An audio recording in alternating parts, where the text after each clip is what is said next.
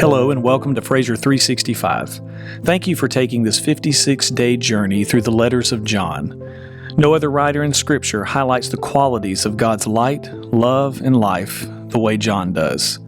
These short letters will guide us into a stronger and deeper fellowship with the God who loves to shine His light into our darkness.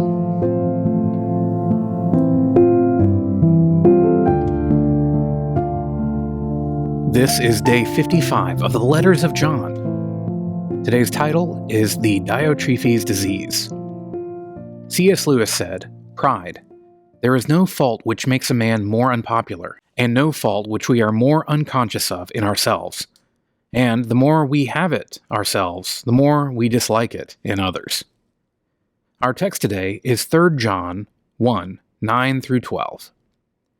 "I have written something to the church, but Diotrephes, who likes to put himself first, does not acknowledge our authority. So, if I come, I will bring up what he is doing, talking wicked nonsense against us. And not content with that, he refuses to welcome the brothers, and also stops those who want to, and puts them out of the church. Beloved, do not imitate evil, but imitate good. Whoever does good is from God. Whoever does evil has not seen God. Demetrius has received a good testimony from everyone, and from the truth itself. We also add our testimony, and you know that our testimony is true." In today's text, we find two more men mentioned by name, Diotrephes and Demetrius. The first had caused trouble in the church. The second had received a good testimony from everyone. In today's devotion, we will focus on the danger of Diotrephes.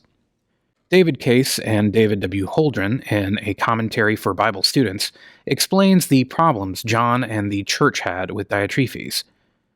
He was a serious irritation to John, and apparently many in the local congregation. John says that he wrote to the church, apparently the one where Gaius, Diotrephes, and others were involved together. Again, we do not know if this man had any official position in the church or simply a layperson agitated over the hospitality issue. However, John gives us a clearer picture of what he was like. Diotrephes loved to be first. Other translations use terms like being in charge, in control, or being leader. In every group, there are those who are comfortable to lead if needed, those who are glad to follow, those who refuse to follow, and those who lead without being asked. Diotrephes qualified for two of those statements. Diotrephes rejected established church leadership. John says that the man not only loves to be first, but he also will have nothing to do with us. He was overtly resisting the established leadership of the elder, John. It's unclear whether or not the whole congregation was under the thumb of Diotrephes, but he at least refused to recognize the appeals of John regarding the hospitality issue. Diotrephes was engaged in malicious gossip. John says if and when he came, he would call attention to what he is doing, gossiping maliciously about us. The Greek words for this gossip have the meaning of babbling incoherently or verbally fluent but empty. This must have frustrated John, as it does any of us when we become aware of others who are talking about us in ways that are demeaning, distorted, and disgraceful. Diotrephes refused to welcome the guest missionaries. What more can be said but that the man loved his local power base and was not about to yield it to anyone? It's even possible that this man was the ruling deacon of the congregation. Whoever he was, he alienated anyone who threatened his place of dominance among the people. In congregations like this, they rarely grow beyond a few dozen people because even outsiders can figure out the church politics fairly quickly. So they run for the next church or simply stay home. Charles Swindoll gives these wise words of application concerning people like Diotrephes.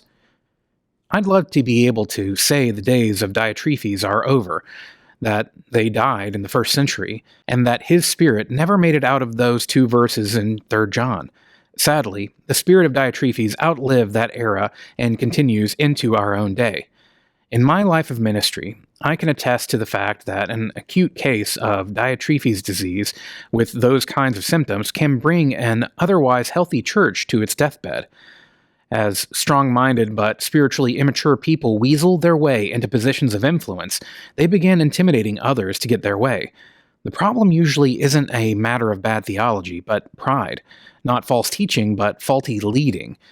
If left untreated, Diotrephes' disease can infect a whole congregation, leading to conflict, schism, and the death of a local church.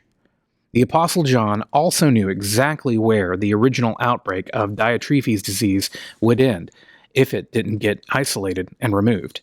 This is why he mentions in chapter 1, verse 10, "If I come, I will call attention to his deeds." We need to eliminate the Diotrephes' disease from our churches. In addition, we need more people with a good reputation like Demetrius.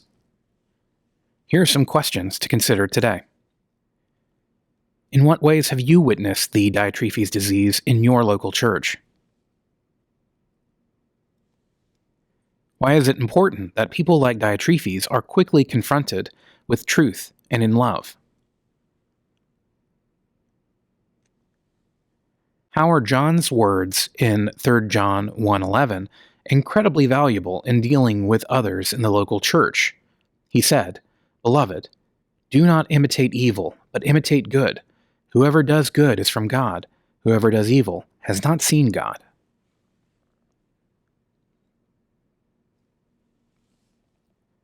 There's not much said about Demetrius in John's third letter. However, there obviously was much said about him through the testimony of others. Why is it significant that those who live for Jesus don't do it for the recognition of others, yet others truly acknowledge and appreciate their lives?